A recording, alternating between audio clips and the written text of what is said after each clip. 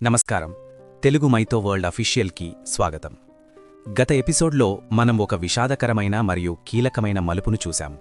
పేరు కోసం ప్రాణాలను వదిలిన చిత్రాంగదుడి మరణం హస్తినాపురాన్ని శోకసంద్రంలో ముంచెత్తితే, భీష్ముడి అభయహస్తంతో బాలుడైన విచిత్రవీర్యుడు సింహాసనాన్ని అధిష్ఠించాడు. భీష్ముడు రాజ్యప్రతినిధిగా, ఆ బాలుడికి రక్షకుడిగా బాధ్యతలు స్వీకరించాడు.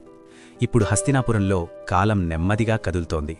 విచిత్రవీర్యుడు సింహాసనం మీద ఉన్నాడే కాని పరిపాలన అంతా భీష్ముడి కనుసన్నల్లోనే సాగుతోంది. రాజ్యం సురక్షితంగానే ఉంది. శత్రువులు హస్తినాపురం వైపు కన్నెత్తి చూడాలంటేనే భయపడుతున్నారు. కారణం, ఆ సింహాసనం పక్కన నిలబడిన గంగాపుత్రుడు, పరశురాముడి శిష్యుడు అయిన భీష్ముడు. కాని రాజమాత సత్యవతి మనసులో మాత్రం అలజడి తగ్గలేదు. ఆమె ఆందోళన రాజ్యం గురించి కాదు, వంశం గురించి.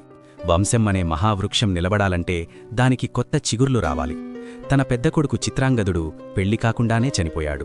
ఇప్పుడు మిగిలింది విచిత్రవీర్యుడు ఒక్కడే. అతడు యుక్త వయస్సులోకి అడుగుపెడుతున్నాడు. అతనికి వివాహం జరగాలి, వంశాంకురం కలగాలి. లేకపోతే శంతన మహారాజు వంశం, భీష్ముడి త్యాగం అన్నీ వృధా అయిపోతాయి. ఈ ఆలోచన సత్యవతిని నిద్రపోనివ్వడం లేదు. ఒకరోజు సాయంకాలం సత్యవతి తన మందిరంలో దీర్ఘాలోచనలో ఉంది. అంతలో ఒక వార్తాహరుడు వేగంగా వచ్చి ద్వారం దగ్గర నిలబడ్డాడు. అతని ముఖంలో ఏదో శుభవార్త తెచ్చిన కళ కనిపిస్తోంది. సత్యవతి అనుమతితో లోపలికి వచ్చిన ఆ వార్తాహరుడు శిరస్సు వంచి నమస్కరిస్తూ ఇలా అన్నాడు: రాజమాత, మీకు శుభవార్త. కాశీనగరం నుండి మన గూఢాచారులు ఒక ముఖ్యమైన సమాచారాన్ని పంపారు. కాశీ మహారాజుకు 3 కుమార్తెలున్నారు. వారి పేర్లు అంబా, అంబిక, అంబాలిక. వారు ముగ్గురు సాక్షాత్తు ఆకాశం నుండి దిగివచ్చిన దేవకన్యల్లా ఉంటారని ప్రతీతి. వారి సౌందర్యం గురించి దేశదేశాల రాజులు కథలుగా చెప్పుకుంటున్నారు.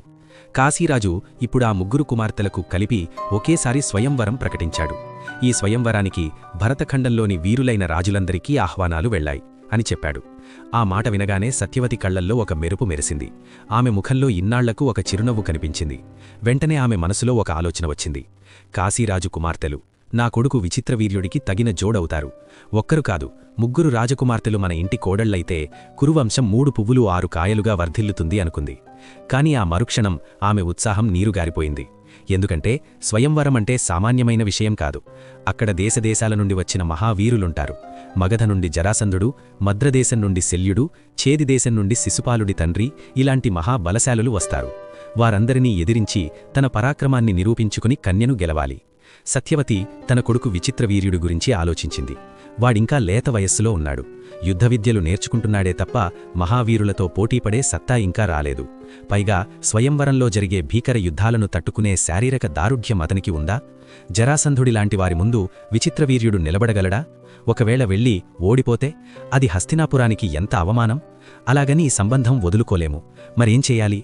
సత్యవతి అంతర్మథనం పతాకస్థాయికి చేరింది. అప్పుడే ఆమెకు ఒకే ఒక్క మార్గం కనిపించింది. కష్టాల్లో ఉన్నప్పుడు, సంక్షోభంలో ఉన్నప్పుడు ఆమెకు గుర్తొచ్చే ఏకైక పేరు భీష్ముడు. వెంటనే సేవకులను పంపి భీష్ముణ్ణి తన మందిరానికి పిలిపించింది. భీష్ముడు వచ్చాడు. తెల్లటి వస్త్రాలు ధరించి, ప్రశాంతమైన ముఖంతో, కళ్లల్లో మాత్రం తీక్షణమైన తేజస్సుతో అమ్మ ముందు నిలబడ్డాడు. సత్యవతిని చూసి ఆమె ఆందోళనను పసిగట్టి ఆప్యాయంగా ఇలా అడిగాడు: అమ్మ, ఎందుకింత ఆందోళనగా ఉన్నారు? రాజ్యం సురక్షితంగానే ఉంది కదా? ప్రజలకు ఏమైనా కష్టం వచ్చిందా? లేక నా తమ్ముడు విచిత్రవీర్యుడికి ఏమైనా సమస్య వచ్చిందా? నన్నెందుకు పిలిపించారు అని అడిగాడు. సత్యవతి భీష్ముణ్ణి కూర్చోబెట్టి నెమ్మదిగా విషయం చెప్పడం మొదలుపెట్టింది. భీష్మ, రాజ్యం గురించి కాదు నాయనా, మన వంశం గురించి నా ఆవేదన. కాశీరాజు తన 3 కూతుర్లకు స్వయంవరం ప్రకటించాడు. ఆ కన్యలు విచిత్రవీర్యుడికి తగిన భార్యలవుతారు. వారిని మన ఇంటికి కోడళ్లుగా తేవాలని నా కోరిక. కానీ అని ఒక్క క్షణం ఆగింది. ఆమె మాట తడబడడం చూసి భీష్ముడే అందుకున్నాడు.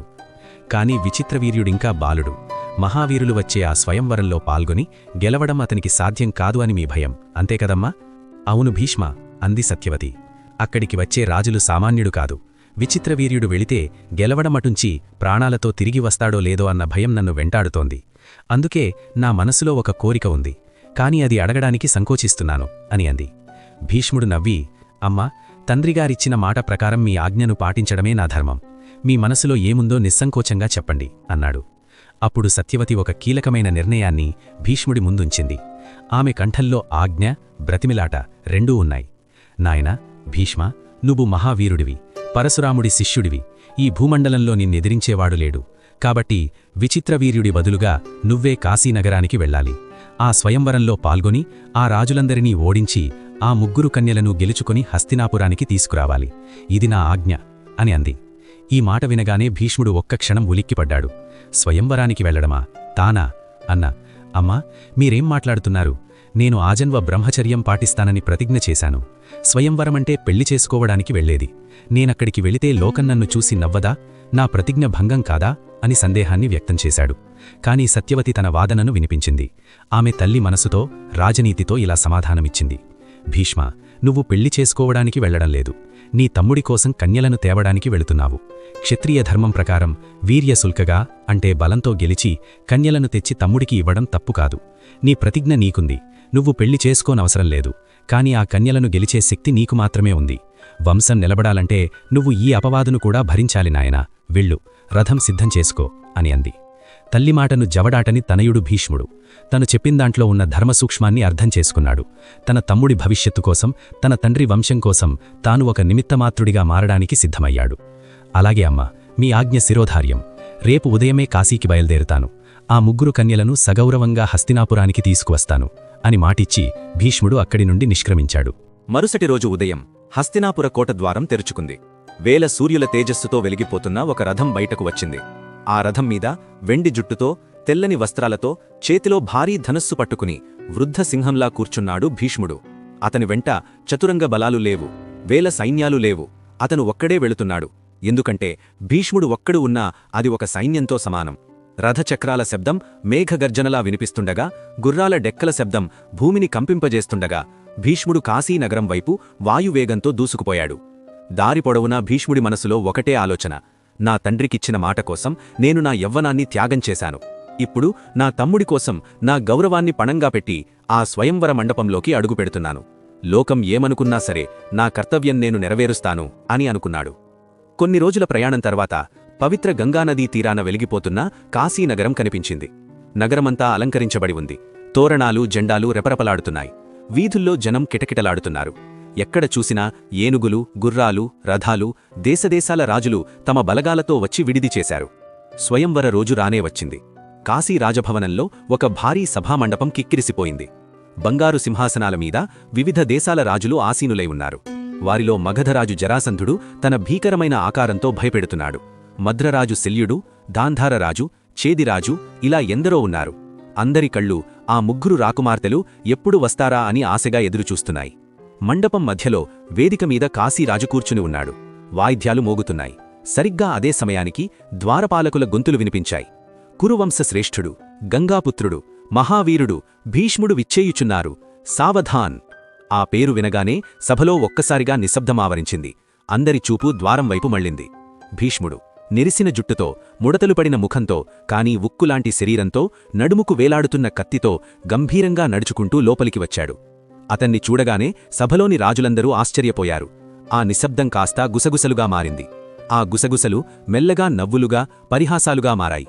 ఒక యువరాజు పక్కన ఉన్న రాజుతో ఇలా అన్నాడు, చూడండి, ఎవరు వచ్చారు? ఇతను భీష్ముడు కదా, ముసలివాడైపోయాడు. ఇంకా ఇతనికి పెళ్లిమీద ఆశ చావలేదా అని. మరొక రాజు ఎగతాళిగా, అరే, ఇతను బ్రహ్మచారి అని విన్నాను. జీవితాంతం పెళ్లి చేసుకోనని ప్రతిజ్ఞ చేశాడు కదా. మరి ఇప్పుడు ఈ స్వయంవరంలో ఏం పని? బహుశా మనల్ని చూసి బుద్ధి మార్చుకున్నాడేమో, లేదా ముసలితనంలో బుద్ధి మందగించేమేమో అని. మరొకడు, అవును, తండ్రి కోసం అప్పుడు ప్రతిజ్ఞ చేశాడు. ఇప్పుడు తండ్రి పోయాడు కదా, ఇక నా ఇష్టం అనుకుంటున్నాడేమో. ఛీ, సిగ్గులేదు! ఈ వయసులో పిల్లనివ్వడానికి కాశీరాజు సిద్ధంగా ఉన్నాడేంటి అని అనుకుంటున్నారు. ఆ మాటలకు సభ అంతా గుల్లున నవ్వింది. ముసలివాడు కామంతో వచ్చాడు అని అందరూ హేళన చేశారు. ఆ సమయంలోనే అంతఃపురం నుండి అంబా, అంబిక, అంబాలికలు సభలోకి ప్రవేశించారు. చేతిలో పూలమాలలు పట్టుకుని తమకు నచ్చిన వీరుణ్ణి ఎంచుకోవడానికి వచ్చారు. వారు మెల్లగా నడుచుకుంటూ రాజుల వైపు చూస్తున్నారు. వారి చూపు భీష్ముడి మీద పడింది. తెల్లటి గడ్డం, వృద్ధాప్య ఛాయలతో ఉన్న భీష్ముడిని చూడగానే ఆ రాకుమార్తెలు మొహం చిట్లించుకున్నారు. ఇతనా స్వయంవరానికి వచ్చింది అన్నట్లుగా అసహ్యంగా ముఖం తిప్పుకున్నారు. కనీసం అతని వైపు చూడటానికి కూడా ఇష్టపడలేదు. నవ్వుతూ, వెటకారంగా చూస్తూ పక్కనున్న యువరాజుల వైపు వెళ్ళిపోయారు. ఇది భీష్ముడికి జరిగిన ఘోరమైన అవమానం. ఒక పక్క తోటి రాజుల హేళన, మరొక పక్క ఆ కన్యల తిరస్కారం. భీష్ముడికి తనకోసం కాదుగాని కురువంశ గౌరవానికి భంగం వాటిల్లింది అని అనిపించింది. అతని కళ్లలో ఆగ్రహజ్వాల రగిలింది.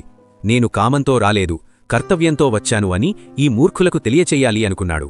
సభ మధ్యలో నిలబడిన భీష్ముడు ఒక్కసారిగా మేఘం గర్జించినట్లుగా అరిచాడు. అతని గొంతు విని సభలో నవ్వులు ఆగిపోయాయి. ఓరి మూర్ఖులారా, ఆపండి మీ వికృతపు నవ్వులను. భీష్ముడు ఎందుకు వచ్చాడో తెలియక వాగుతున్నారు. స్వయంవరంలో కన్యను గెలుచుకోవడానికి అనేక మార్గాలున్నాయి. కన్యలు ఇష్టపడి వరించడం ఒక పద్ధతి అయితే, పరాక్రమంతో, బలంతో అందరినీ ఓడించి కన్యలను వీర్యశుల్కగా గెలుచుకోవడం క్షత్రియ ధర్మం. అందరూ ఆశ్చర్యంగా చూస్తుండగా భీష్ముడు తన కఠినమైన నిర్ణయాన్ని ప్రకటించాడు. నేను ఈ 3 కన్యలను నా తమ్ముడి కోసం తీసుకువెళుతున్నాను. మీలో ఎవరికైనా దమ్ముంటే, శక్తి ఉంటే నన్ను అడ్డుకోండి. నన్ను ఓడించి వీరిని దక్కించుకోండి. ఒకరు వస్తారో అందరూ కలిసి వస్తారో రండి. భీష్ముడి ప్రతాపం ఏంటో ఈరోజు కాశీనగరానికి రుచి చూపిస్తాను అని అన్నాడు. భీష్ముడి సవాలు వినగానే రాజులందరూ కోపంతో రగిలిపోయారు. ముసలివాడా, నీకు ఎంత పొగరు? మా అందరినీ ఓడిస్తావా? ఉండు, నీ పని చెబుతాం అంటూ తమ ఆయుధాలను తీసుకుని లేచారు. అక్కడ వాతావరణం ఒక్కసారిగా మారిపోయింది. పెళ్లి మందపం కాస్తా యుద్ధభూమిగా మారబోతోంది. జరాసంధుడు, శల్యుడులాంటి మహావీరులు భీష్ముడి మీదకు దూకడానికి సిద్ధమయ్యారు. కాని భీష్ముడి ముఖంలో మాత్రం చిరునవ్వు చెదరిపోలేదు. అతని చెయ్యి మెల్లగా తన రథంలో ఉన్న ధనుస్సు వైపు వెళ్ళింది. ఏం జరిగింది? ఒంటరి భీష్ముడు ఆ రాజులందరినీ ఎలా ఎదుర్కొన్నాడు? ఆ 3 కన్యలను హస్తినాపురానికి ఎలా తీసుకెళ్లాడు అనేది అత్యంత ఉత్కంఠభరితమైన ఘట్టం. ఆ మహాసంగ్రామాన్ని వచ్చే ఎపిసోడ్లో చూద్దాం. ఈ వీడియో మీకు నచ్చితే లైక్ చేయండి మరియు షేర్ చేయండి. ఇలాంటి మహాభారతం కథలు మరింత వినాలంటే మన ఛానల్ను సబ్స్క్రైబ్ చేయండి. తరువాత ఎపిసోడ్తో మళ్ళీ కలుసుకుందాం.